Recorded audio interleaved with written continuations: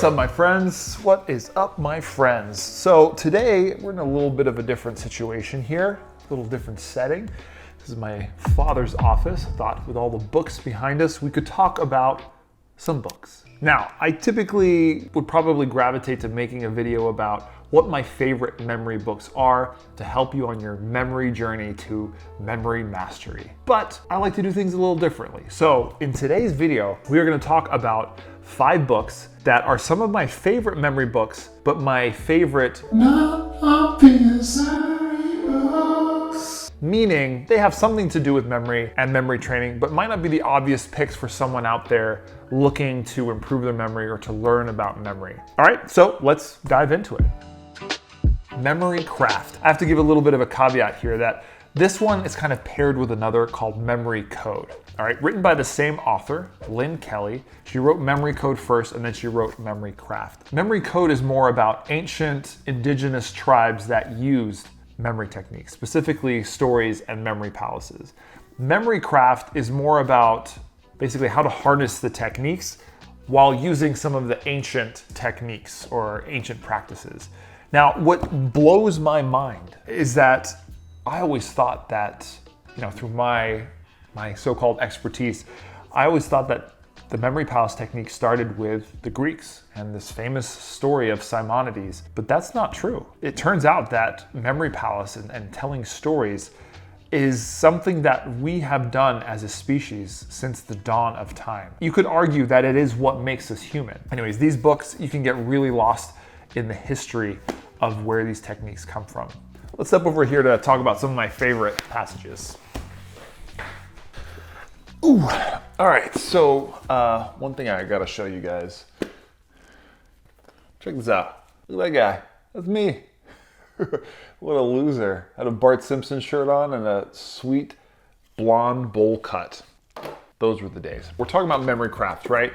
And there's tons of stuff in here. I don't even think I can cover it all. But one part I wanted to read to you, because this is what we're doing in this video, is I'm gonna read you some passages, so pay attention. It's about the Lakusa, all right? Which is this basically a handheld memory palace. And I think the idea of this is so cool. You can make a memory palace out of anything. And this is what the Luba people in Central Africa, they would make these things called lakusas, which were basically a piece of wood with shells on them that would basically be anchor points on a memory palace. So let me read. So here it's talking about how Lynne Kelly made her own lakusa. So she's saying, even with such an embarrassingly sloppy approach, my first lakusa worked an absolute treat. Each bead needs to be distinctive, so I strongly recommend using a variety of shapes and colors, but there are ways to distinguish them even if you're using identical beads. For example, the grain of the wood around where you place each bead can be quite distinctive if you look closely. On first glance, you look at a lemon or a bar of soap or a piece of wood and you're like, it's just one thing. How can I memorize multiple things on it? But if you look close, you can see differences. And it's those differences that you can use as markings or anchor points to help you remember other stuff. The beads are also differentiated by those around them and the gaps between, the spatial, right? Each bead will have a different distance to the edge of the board, so when you hold the board and touch the beads, the positions of your hands will change. All of that becomes valuable when adding meaning to apparently mundane objects. The process of encoding knowledge to beads and shells and marks on a bit of wood will be very similar no matter what topic you choose for your memory board. As soon as you have your information structured into some sort of order, you're ready to go. If you watch any of my videos, you kind of know what the next steps would be, but I love this idea. And I love it even further as a way to potentially memorize stories and memories in my life. Pretty good, definitely worth it. If you're gonna choose one versus the other, I would probably start with this one because what you'll get out of this one are the techniques as well, actual practical techniques with a bit of the history. And then if that really wets your whistle, I would go and pick up Memory Code as well.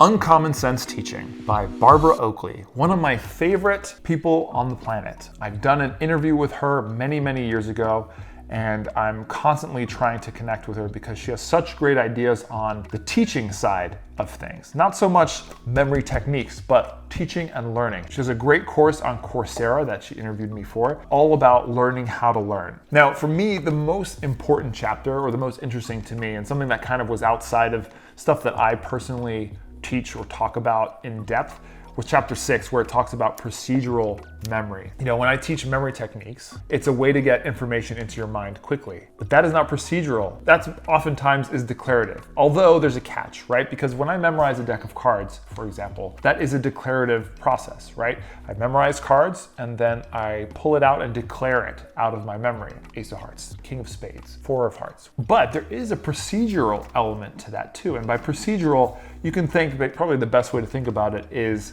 muscle memory. The things that are hardwired where you don't really have to think about it because it's a procedure, it's just a part of you. So when I memorize cards, the process in which I do it, because I've trained it so much and I've gotten so fast at it and create these images at a high speed, it's kind of a procedural process that I've learned. And so she talks about some techniques to get things into your procedural memory, because that's the holy grail, right? Forget my memory techniques.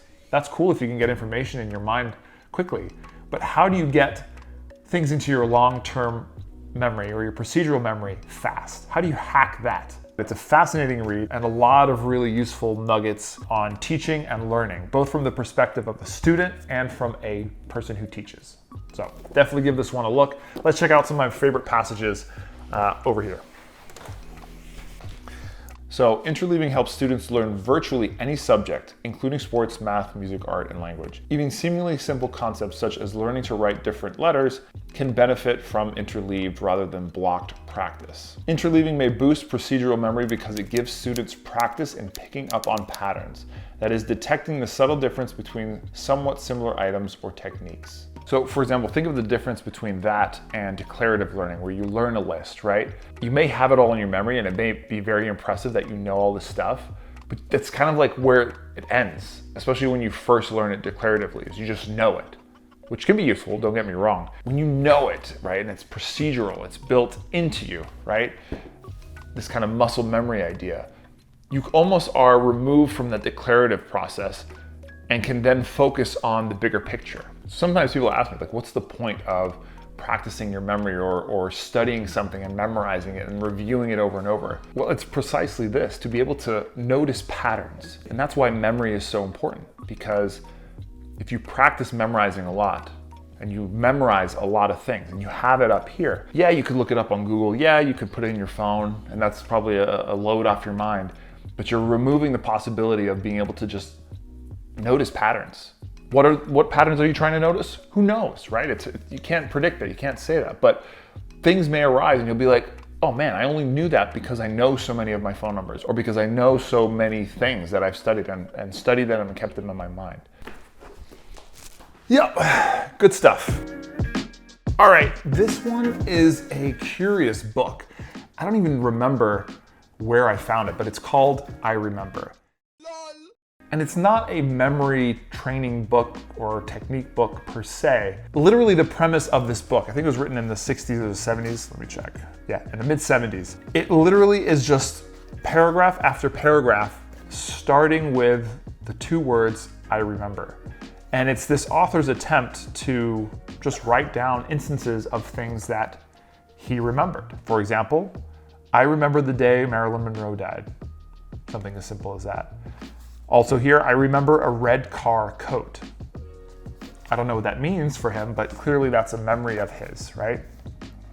Here's another one. I remember a big black cat named Midnight who got so old and grouchy that my parents had him put to sleep. You know, and when I first found this book, you know, I fell in love with the premise of it and I started doing this for myself. You know, there's so many moments in the day where suddenly I'm like, oh, for whatever reason, whether I'm reminded of it or it just pops up in my mind, something I remember, whether it's from a recent occurrence or from my childhood or from just a few years ago, and then it's gone, right? Sometimes I spend more time thinking about it, but most times it just disappears. And I made a pact to myself that anytime I remember something, I have to write it down. Well, I give it some love first, I think about it, and then I write it down. And now I have a document where I just have all these little paragraphs of I remember. And they don't have to be flushed out, you know, it can be as simple as I remember, you know, my little teacup Yorkie named Fifi, and that's it. Yes, we did have a Yorkie named Fifi. For me, it's just about writing down the memory, and now I have this whole catalog of instances that I remember. They're not organized, they're not in chronological order, they just are. And it's a great way to kind of let the flying thoughts of your memory in your mind come to life and sit somewhere that you can come back and appreciate at a later time. Cool, right? Now, this one, I already did a few examples, but let me read a few because it's a weird concept, right? To just put your own things that you remember from your own life. And the author clearly lived in a different era than I did, clearly lived a different life, all that stuff. But somehow you read these and not all of them, but most of them resonate. I mean, this one on the cover right here, I remember the sound of the ice cream man coming. Don't we all? It's just that simple sentence brings you right back. Here's another one. I remember at least once only pretending to make a wish before blowing the candles out. Right? Right? It's just a simple memory, but we all can relate to that, right? You're staring at your cake, your birthday cake, whether you were 10, 11, 12 years old, 15, 38, and somebody says, make a wish, and you're kind of like, man, I don't know what I'm gonna wish for, but I'm gonna pretend like I'm wishing for something. And then finally, I remember a boy who could swig down a Coke in one big gulp, followed by a long, loud belch. I feel like everybody had that kid in their 4th grade class. Yeah, Cameron. Cameron was that guy. Huge burps, huge burps. Oh, that's a good one. Now this book is super interesting to me. It's pretty recent. It's from 2020, written by Anthony Metivier. A lot of you watching my video may know him. He's got a really great YouTube channel. I'll link it up above here and in the description. And he's got his own course and all that stuff. And he puts out really well thought out, very thorough information about memory techniques. And his book, The Victorious Mind, How to Master Memory, Meditation, and Mental Well-Being. And I love it because it touches on things that you won't get from any other memory book, especially the mindfulness aspect of it. It's a really big part of being a well-practiced memorizer or a person with a good memory, is being in tune with your thoughts and being able to quiet out the noise to help your mental health and to help you memorize better. I mean, he's got chapters, this chapter, right? Breathing, walking, remembering. Meditative journaling, navigating your way to calmer seas, memory palaces, of course. Learning mindfulness by memorizing names. I love that. And then bringing it all together. Yeah, a lot of stuff in here. You know, it's something that's, I think, more of a classical approach, thinking back on the ancients and how they use memory techniques and how it wasn't just about, oh, I can memorize this, I can memorize that. It's really about having this mastery over your mind. So for the victorious mind, I mean, there's a lot in here, and a lot of it is about memory techniques, which I don't need to go into, but I really like the overall message of this book, which is trying to develop this victorious mind, which is basically, as he summarizes in the end here, that it's almost this goal of having an absence of thoughts, but not quite, right? So he writes here, yet as I hope to have shown in this book, the absence of thoughts is not the goal of a victorious mind that wants to learn, remember, and participate in the world at the highest possible levels given the circumstances at hand. The world operates using many words, and this isn't going to change anytime soon. Even if achieving no mind is your goal, thought, as much as anything else, is what is likely to get you there. And he ends on this quote here by Wei Wu Wei. I don't know who that is, but why are you so unhappy? Because 99% of what you think and everything you do is for yourself, and there isn't one. I can relate because when training memory, right, which is such obviously a thoughtful process. It's all about thought. It's happening up here in your thoughts. When you get really good at memorizing things, there comes an effortless feeling sometimes when you're memorizing the best, when you're in the zone. And it's when you're not thinking, really, hard to describe, when you memorize the best. And I think that's that no mind kind of idea that he's talking about, is where you're obviously thinking, but you're not necessarily thinking about the thinking. Well worth the read. Love this book.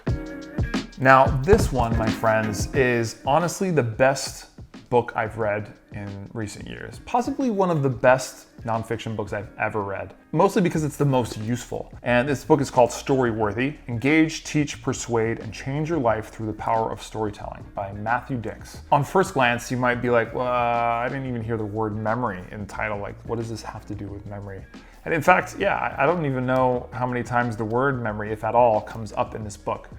But it's all about memory. Technically, what this book is about is how to tell a story in an engaging and memorable way. We are hardwired to tell stories. It's what we've done since the dawn of time, since our very existence. And so telling stories is what we do. It's how we connect with people. It's how we pass information along. And the goal of stories is to make them memorable. You want your stories to stick and for people to listen to them and to appreciate them and to maybe even tell those stories to other people. But they can't do that if they don't remember it, right? So this book is all about the techniques and the strategies as if it were, training for a memory competition, to be honest. How do you tell an engaging story? What are the hacks?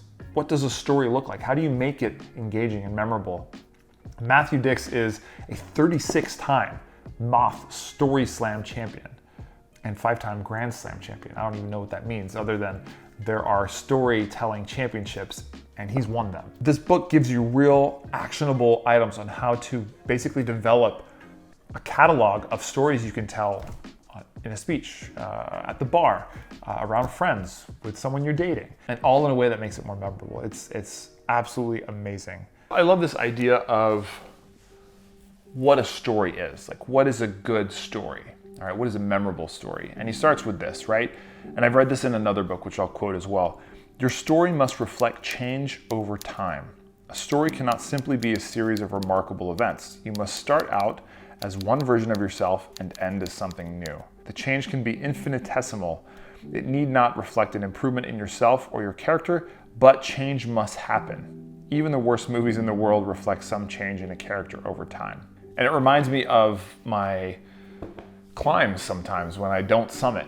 You come back all dejected and feel like a failure. But what I always try to focus on is the change that it's caused, right? I believe in one of my, when I came back from Everest last time, I thought I encapsulated this pretty well in one of my posts. I'm going to read it here, as self-serving as this is.